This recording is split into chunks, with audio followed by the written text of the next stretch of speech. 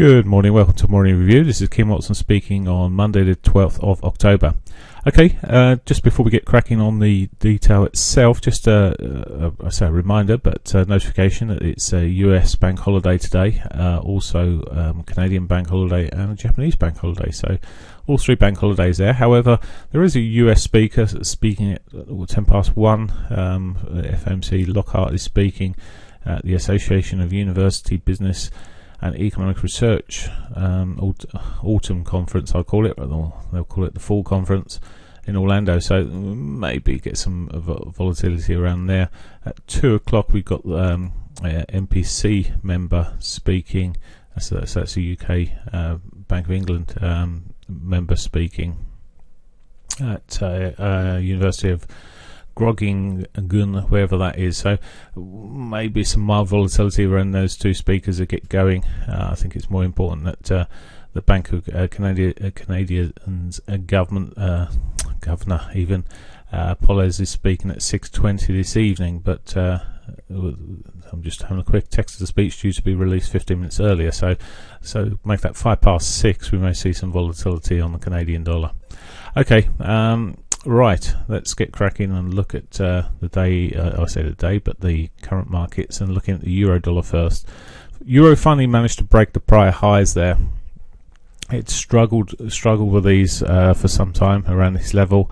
Managed to break the highs on Friday, got pretty close to the monthly R1 level.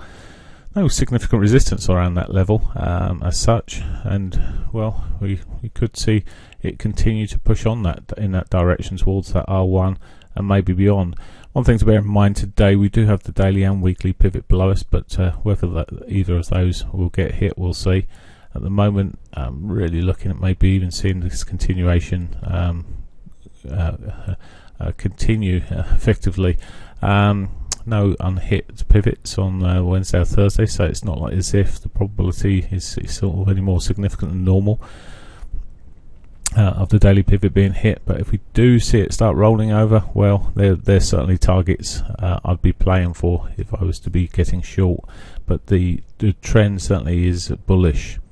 Okay, cable, in between drawing this and looking through the charts and actually recording this, cable's had a little charge up there just at the moment. I mean, yeah, on Friday it put a bullish reversal candle in effectively. If we was to see a break of the lows of that today, I would expect some bit more continuation to the downside, but certainly bearish. I mean, it's completely, the body on the dailies over here to the left of certainly engulfed the body of the previous bar.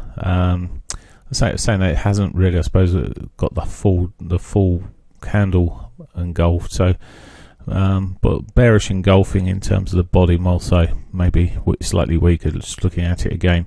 However, could break down to, if we do see any breakdown, really need to probably be looking off this 4-hourly chart and maybe or the trend line that's drawn on the 4-hourly chart here, and look for a move perhaps back down to that weekly pivot. It's already caught its daily pivot here.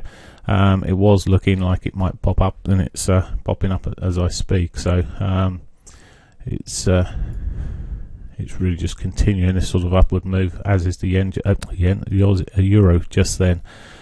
Okay, as I say, weaker one on Friday, and I mean, just the fact that it couldn't push up higher, that does make you wonder how strong it is, but we'll see. Looking then at the dollar yen's continued its sort of weakening path fractionally. Where was it? No, it hasn't. I beg your pardon. It's still sitting in its trend. It continued it from a 4-hourly perspective and moved out of some of the hourly sort of bands I'd drawn on Friday, but that's just about it. It is at the moment looking bullish flag in this sort of 4-hour perspective. And when you look at the hourlies here, we've done the weekly pivot, daily pivot all in one go here. So any break to the upside may see us running and continuing up towards that R1 area. It certainly would be a point I'd be looking for if it does break. Certainly got plenty of room for it to do that, and it's in the range as well. So that would be a reasonable option there. And finally, Aussie dollar. Now the Aussies benefited from again, China's talking of recoveries and things like this, and it's quite an upbeat comments coming from the People's Bank of China. It's really their comments regarding the equity market, etc., has been quite bullish, and they've just given the market a look that it could possibly pick up again. So well, we'll see if the overall markets and etc. continue in this way, but for now it's really helping the Aussie dollar, and the Aussie's been pushing up again, breaking Friday's highs just about there earlier on in the Asian session.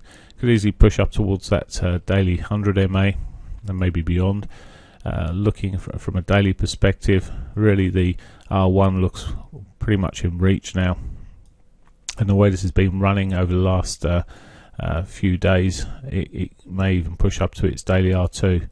A lot of consolidation towards the end of Friday there, so it was slow, but there was obviously selling coming into that sort of area. There's plenty of supply at that area, but that looks like it's breaking now, so the R1, R2 areas may be a possibility there.